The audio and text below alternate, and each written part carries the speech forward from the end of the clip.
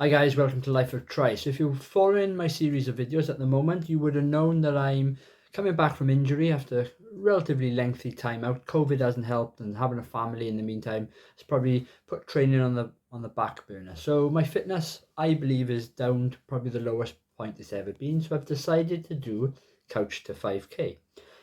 Now, I've come from a situation over the last couple of years. I've done a number of different races up to about Ironman, done marathons.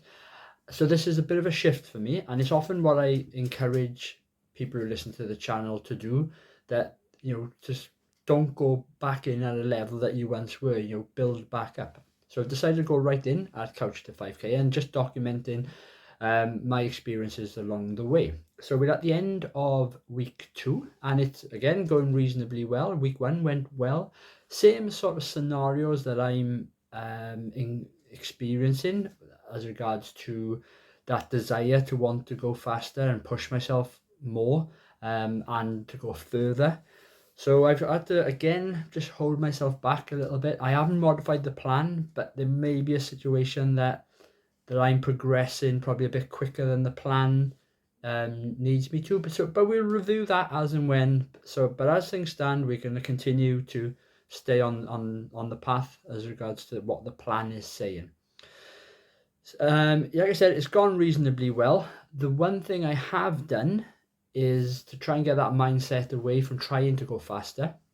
And I think I mentioned this in the last video. I now don't switch on the GPS within my watch, or I wear a watch which is not a running watch, it's just a digital watch. And that is mainly because we are running for time to begin with. And that's often what I encourage people to do when they're getting into the sport for the first time, specifically for running, but you can also do this for cycling and swimming. Just go out and do those exercises for time. Forget about pace. You're so far away from pace when you first start that you just want to go on feel. How do you feel? And you'll know if you're pushing yourself a bit too hard, or maybe you need to work a little bit harder. But ultimately, this is about getting out and just getting yourself moving. So, this is for running. So we are literally running for feel.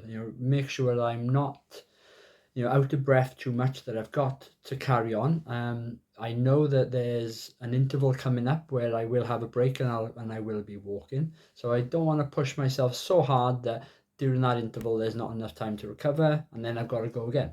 So it's all about you learning how to do that as well.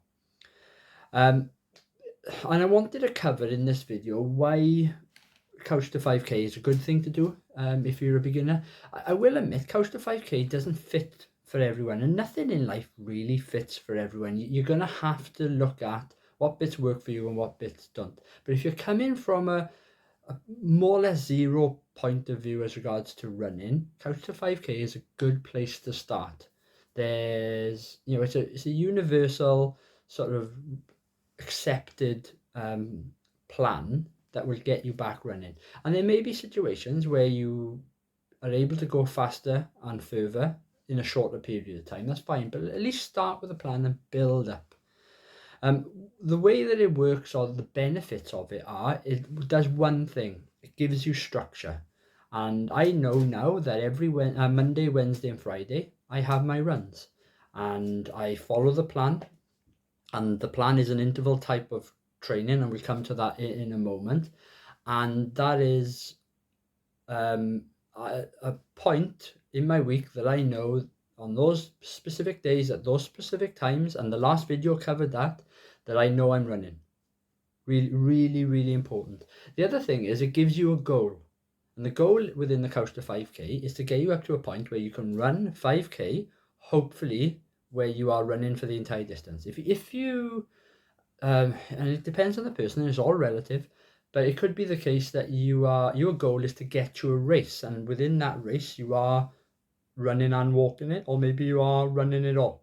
Personal to you, that's entirely up to you. But the plan will give you 9 weeks of training to get to a fitness level that will get you around a 5K course, hopefully. I've seen some people argue that the benefit, or what's wrong with the Couch to 5K, it doesn't put in strength and conditioning, and You know, it can be boring at times because you're doing the same session all the time within the week. Well, so be it. You know, when you first started, unfortunately, you've got to grind out some of these sessions to get the fitness up. And I think the benefits of something like an interval training is the fact that you're not working hard for a prolonged period. So if you take the first week, you're running for a minute and then walking for 90 seconds. Well, at least, you know, when you first start, you're going to find that first minute of running hard. And at least you know, oh, there's a point now where I can stop and I can just recover and walk, but then I need to go again. For me personally, I love that structure of interval training. And further down the line, if you do Couch to 5K and you decide to stick with running or some form of training in the future, it's always beneficial to throw in at least one interval type of training each week. And I personally think anyway, and it just breaks up your training, because further down the line, any good runner will tell you that their sessions throughout the week, they're not the same. They should all be different. And if you are doing the same type of session, then your progression to go faster, further, or whatever you want, is a little bit harder. So what I'm trying to say is you need to think about what your body needs in order to take you to the next level. And interval training does help with that. The other good thing that Couch to 5K does, it builds up your stamina and it builds it up slowly and surely.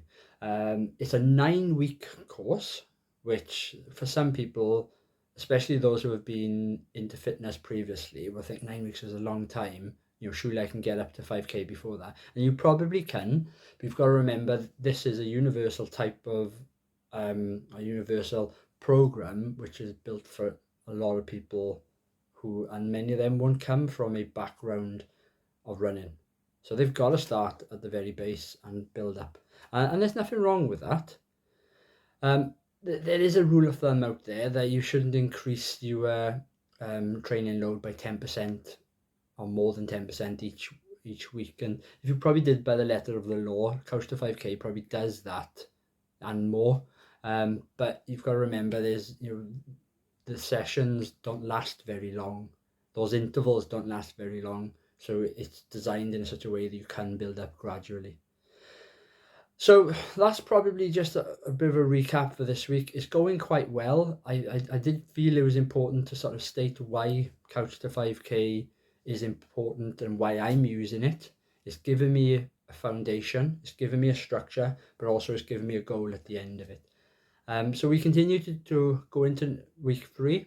Hopefully it's slightly different sessions next week. I'm going a little bit further and a little bit faster, probably. The fastness or the speed will come to me, you know, off me, not from the training plan. But again, I'm still trying to run for feel, and hopefully we'll get there eventually.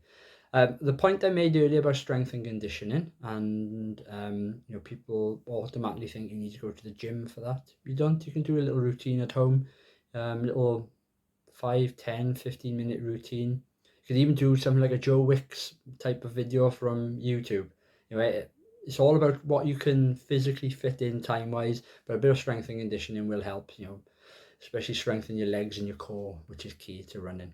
Anyway, guys, check out the other videos. I'll link them below. If you like what we do, you know, follow us on social media, subscribe to the channel, and please like the video. Anyway, cheers on.